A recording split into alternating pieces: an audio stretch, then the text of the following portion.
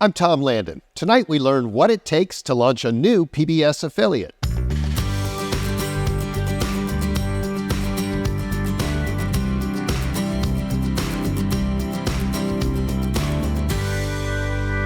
Hello and welcome to What It Takes. This episode is different than any we've ever done, so I'm excited to share some big news from Blue Ridge PBS, which since 1967 has been broadcasting from this studio here in Roanoke.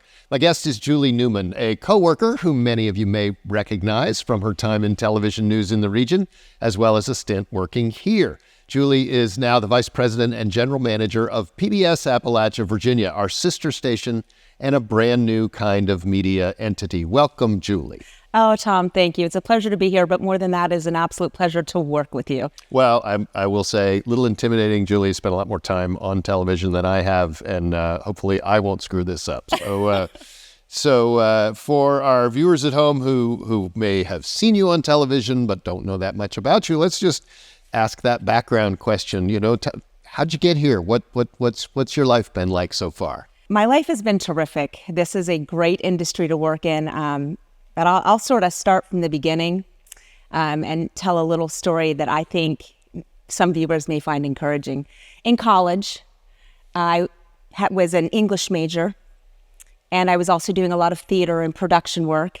And I had a lighting class, and my professor, Professor Hillo, George Hillo, wonderful, wonderful professor, sat me down one day after class, and he said, "Julie, what is it that you want to do? Because you've been on stage and you've been in production and you're an English major, and how do you see this all coming together?"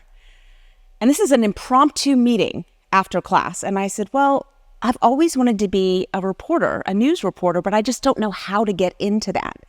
And right in front of me, he pulls out the phone book, flips to the local ABC affiliate, Channel 13 in Hampton Roads, and calls WVEC and asks for the executive producer. And he says, "Hello, this is Professor Hillo from Christopher Newport University. I have a student. She's really eager and she's motivated and she wants to be a reporter, doesn't know how to break in. Could she just maybe shadow a reporter for a day?"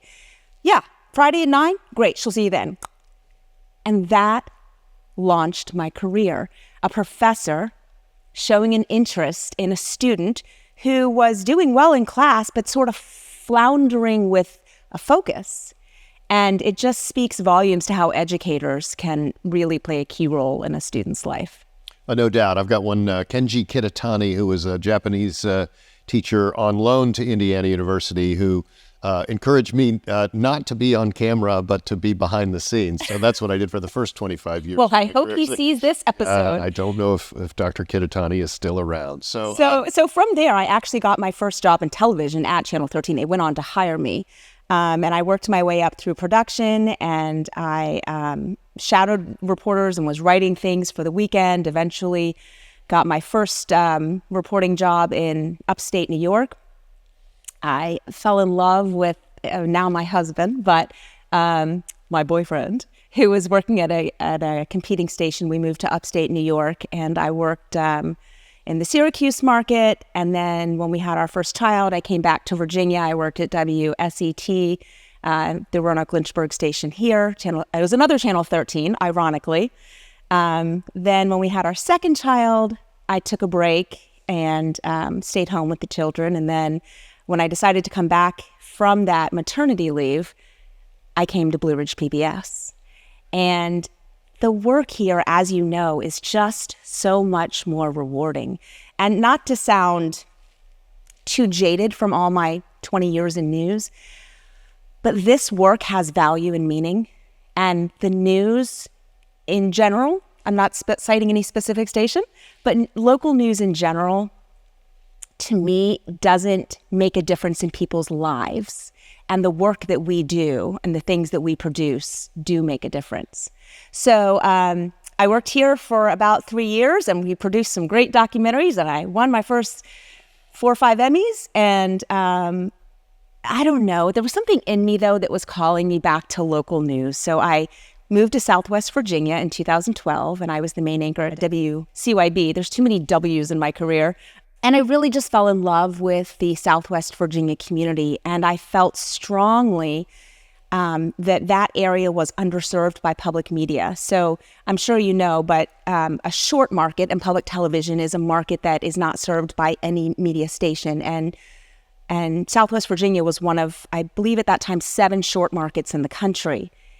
And I just feel so passionately that just because people choose to call the beautiful Appalachian Mountains home and live in a more rural community doesn't mean they aren't entitled to the same public media services that you get in major metropolitan markets. For example, if you live in Charlotte, North Carolina, you don't have 2 stations that serve you. You have 3 stations that serve the city of Charlotte.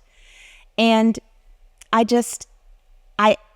felt that Southwest Virginia deserved not just service from PBS, but deserved to be serviced by a local station who cares. Right, and there was a time when far Southwest Virginia was part of our coverage area, and that we had transmitters out in that area, and that ceased to happen at some point, and so it did leave sort of a shadow. I know that the Bristol and Abingdon have been served somewhat by Tennessee stations better than they have, and folks there in some cases still can see us on the cable, but it was an area where people weren't getting that local, they weren't seeing themselves on television. As we talk about the broadcast media, commercial broadcast media, being consolidated and ownership out of town, usually you have people who are, reporters in Appalachia who are pronouncing it Appalachia, makes my every skin time crawl. that happens, anything that we put out. If you get it wrong, I'll throw an Appalachia. Yes, right? always, Appalachia. always. So,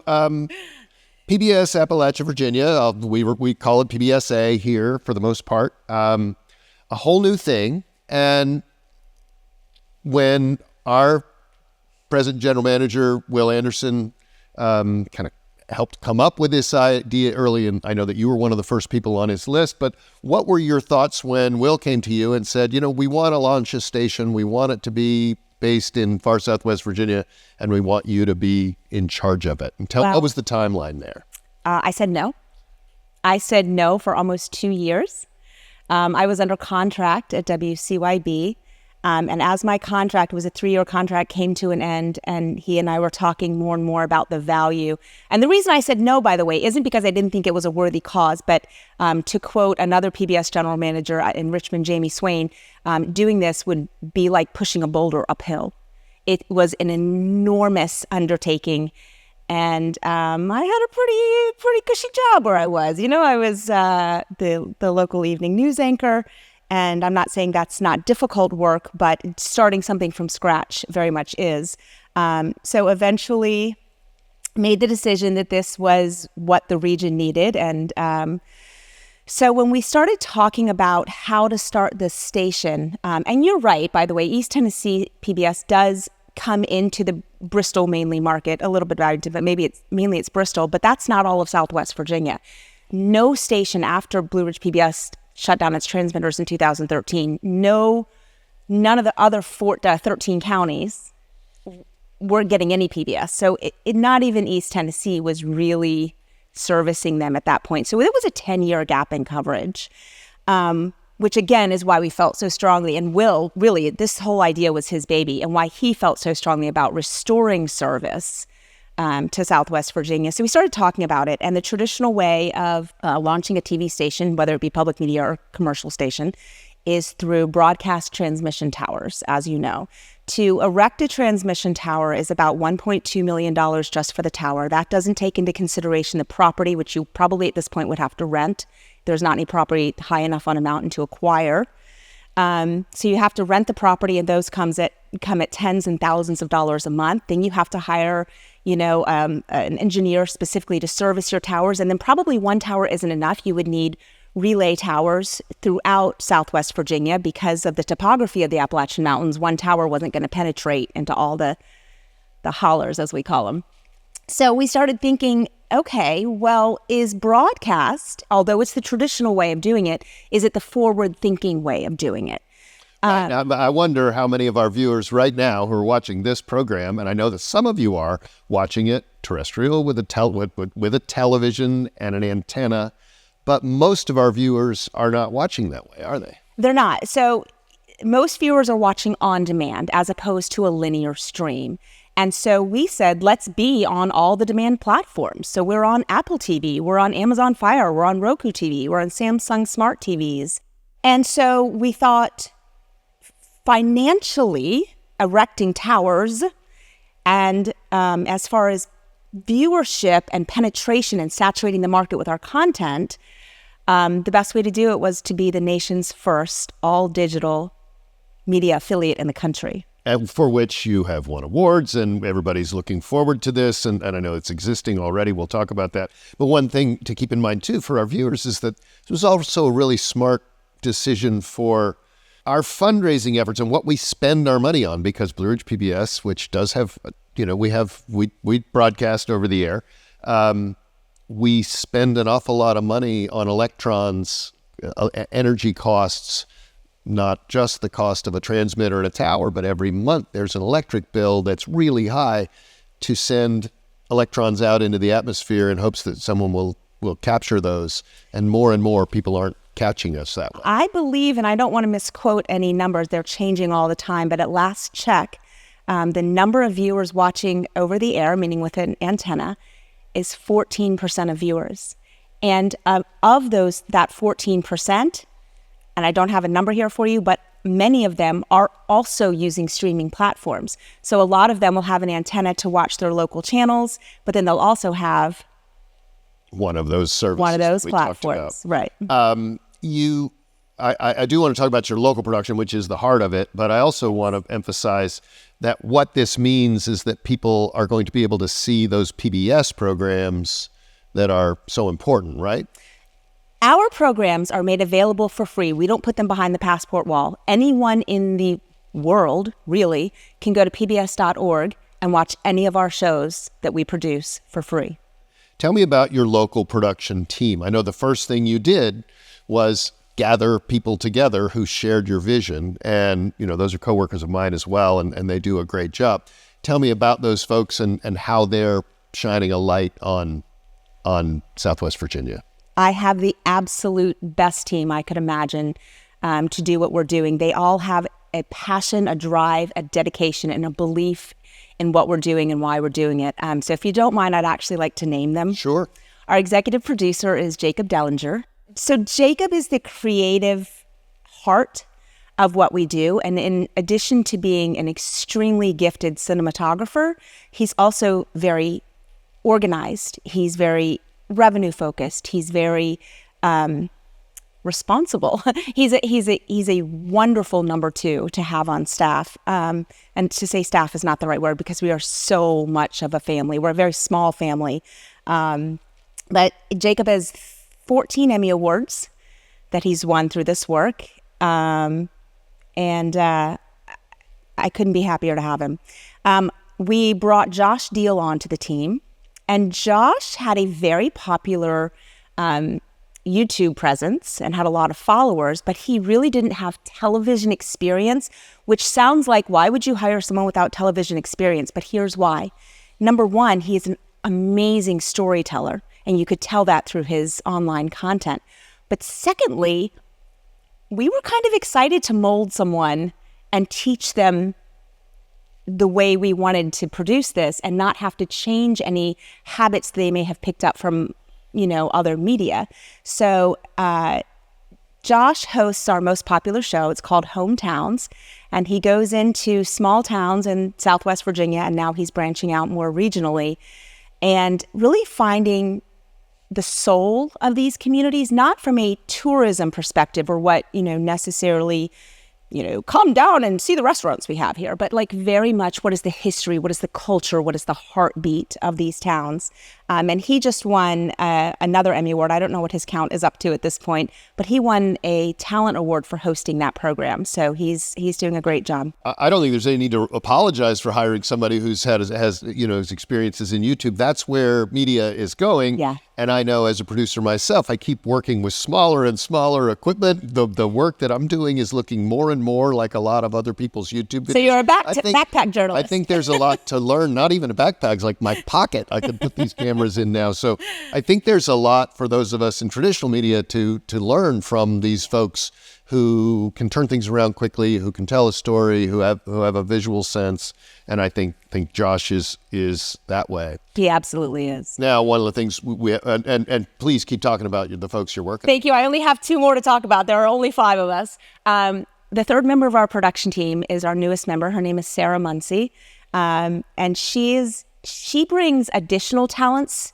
that we were missing in terms of graphic design and still photography, and she also does a lot of editing for us. She's wonderful. Couldn't be happier to have her on the team. And then we have an absolutely wonderful corporate support executive, Shannon Naff, who relates to the business communities and gets corporate support and underwriting from various businesses in the area. All of them are rock stars. And that's the person that we want people to reach out to if they're interested. Shannon Naff, snaff at pbsavirginia.org. That's right, if you'd like to support this effort.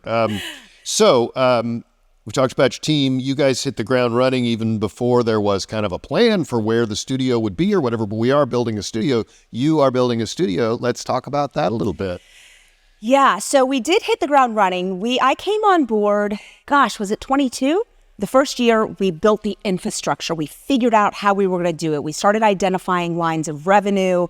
We started the marketing, and we started stockpiling shows and series that we wanted to debut with once June of 23 rolled around. So the first year was really building and producing. June 23rd, we launched with 3 original series, Hometowns, which I talked about, French Magnolia Cooks, which is a lifestyle and cooking show, but instead of just the host turning around and grabbing a piece of chicken from the fridge and preparing it for you, we actually harvest the main entree live, whether that's fresh quail or organically grown strawberries. And then we produce it in the kitchen, and we end it with sharing it with friends and family. And then we launched with Life of a Musician, which is an interview and performance kind of pick and play style show. So that's what we launched with. So 10 episodes each of those 3 series. So we had 30 episodes when we launched. We are also now airing Life in Virginia's Appalachia, which is a 6-part series. And season 2 is coming out in January, produced by the lovely Sadie Pettit at Blue Ridge PBS. And so that's how we spent our second year, was producing these shows, creating season 2 of these shows, constantly trying to identify revenue sources, grant opportunities, donors. And now, as we move into year 3, we are very excited to announce the studio that we're building in a partnership with Hard Rock Bristol. Right, and so that is at the Hard Rock Bristol, which is not necessarily the casino, although the casino is attached to that, but there's a big hotel complex being built there in Bristol, right? Yeah, so that's really the heart of the partnership. So you would say, why are you partnering with a resort and casino? Well, for us, we are creating a partnership that works for us on many levels, but for them, they're enhancing their reputation as more of a family-friendly resort, not only with the 21 and over gambling, but they also, as you said, have a 300-room hotel. They have an indoor-outdoor pool. They've got amazing dining experiences, and probably in phase 2, they're going to have a lot of retail and shopping as well. So it's not just, as you say, a casino. It's really a resort area as well. And we are going to be located in that promenade area that's the family-friendly area. So anyone can come visit us of any age, and we would love for you to do so. We're building a beautiful studio with a glass enclosure. So as you pass by, you can see productions like this, what we're working on in the studio or what we're editing. So it's a perfect location. And not to mention that Hard Rock is known for its musical performance. That's its whole theme. So I'm guessing there will be some partnerships and connections there to be determined, right? Absolutely. And they will bring in some big name acts, and we are eager to partner with them, with any of the artists who agree to do so. So it's not necessarily every artist. Right. But yeah, we hope to do a Austin City Limits, Bristol City Limits type show, depending on what the recording contracts and what the rights are to the music. But certainly we'll have a partnership with Hard Rock for their acts as well. Always that part of it is always complicated. And one project that I'm involved with you all is that we have a partnership with the Virginia Department of Education. And this year you all are producing some of the kinds of content we've been producing here for the Virginia Department of Education for years. we're just in the starting stages Yes. of that, but what does it feel like to be recognized by the state as like, okay, this is a separate partnership with PBS Appalachia in addition to what we do with Blue Ridge PBS? Thank you for the opportunity to speak on that. I would like to say a heartfelt thank you to the Virginia General Assembly, not only for the work we have through the DOE, but it was their funding in, I think it was FY 22. They gave us $500,000 in seed money to get the station off the ground. And if they hadn't believed in this mission and given us that seed money to launch this, we probably wouldn't be where we are today. So we're grateful for that. But as you said, since then, our funding from the state does come from the Department of Education. And we're excited to sort of be part of the production arm of the DOE to produce content that they request that best serves the citizens of Virginia. So as you know, we don't set the agenda for that. They tell us what they need for their students, and we're happy to produce it. But as you said, as the first all-digital station, it's really exciting, but you're a tiny bit of a redheaded stepchild in the industry because you are this new way of doing things. And having the DOE and having PBS and having NEDA, which is the National Education Telecommunications Association, and the VABs, Virginia Association of Broadcasters, and NATIS, which hosts the Emmys, the National Academy of Television Arts and Sciences, all of those agencies in our industry recognizing PBS Appalachia as a legit public media station all goes to sort of legitimize what we're doing without a tower. Right. So I know we're getting some funding from the state, not enough to run a television station. So talk about the corporate support that you're counting on. How's that going? And I imagine a lot of your time is spent out telling people how you can partner with them to get their messages across. Well, he's doing a wonderful job, but it is very hard as an unknown entity to come in and seek funding without really any proof in the pudding. So I've been very impressed at how much he was able to raise just in our first year without having the numbers to back it up and say, this is how many people are watching us. This is what our reach is. He was really able to make these partnerships based on mission, saying, we're here to serve the community. We know your business is here to serve the community. This is why we should partner. So he's done a great job with that. But we have to get a little creative in our revenue streams because, again, not having the history behind us, we don't have the membership base, the viewers like you that we rely on. We're still growing that base, and it's a very important part of funding for public media. But honestly, we rely a lot on grant work. I would also like to, if it's okay, say a very heartfelt and sincere thank you to the Virginia Tobacco Commission.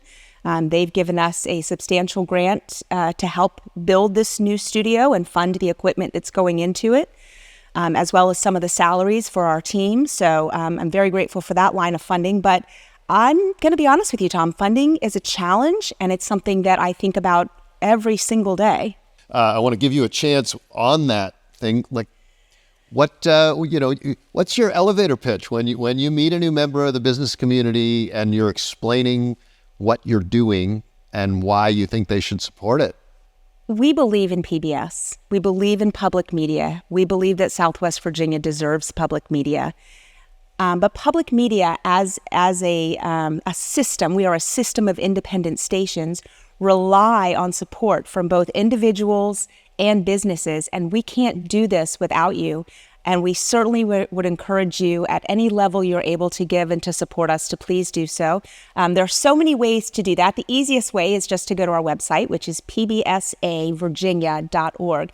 We didn't name our website PBS Appalachia because, to be quite honest, Tom, no one knows how to spell Appalachia. They get the A and the I mixed up at the end. Plus it's long, It's right? long, and we thought everyone knows how to spell the word Virginia. So we're PBSA Virginia, spelled out, .org. That's great. And biggest tasks in front of you right now?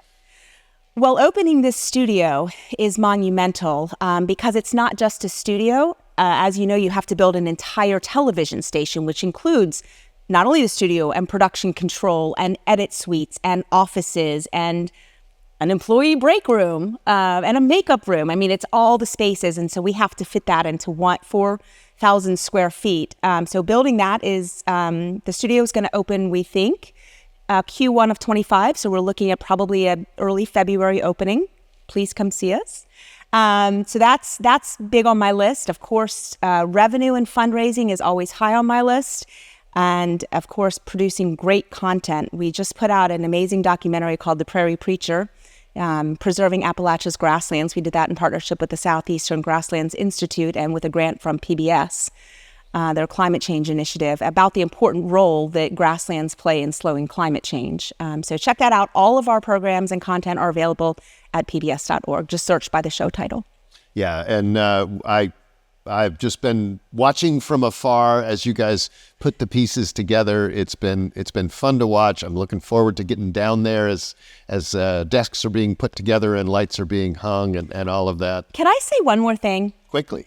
We cannot do this without the support of Blue Ridge PBS. Not only the team that you share with us, but the overhead administrative functions that we share, an engineer, a programmer, our education department. Those resources are joint with Blue Ridge PBS, and we're so grateful for the partnership. Well, we're happy to be a part of it as well. And thank you, Julie, for making the drive from Bristol, but I know you've been on this big circuit and have been home in 2 weeks. So if you'd like to learn more about PBSA and follow the progress of the studio build out in Bristol, visit pbsavirginia.org, often as they work toward their big launch. For What It Takes, I'm Tom Landon.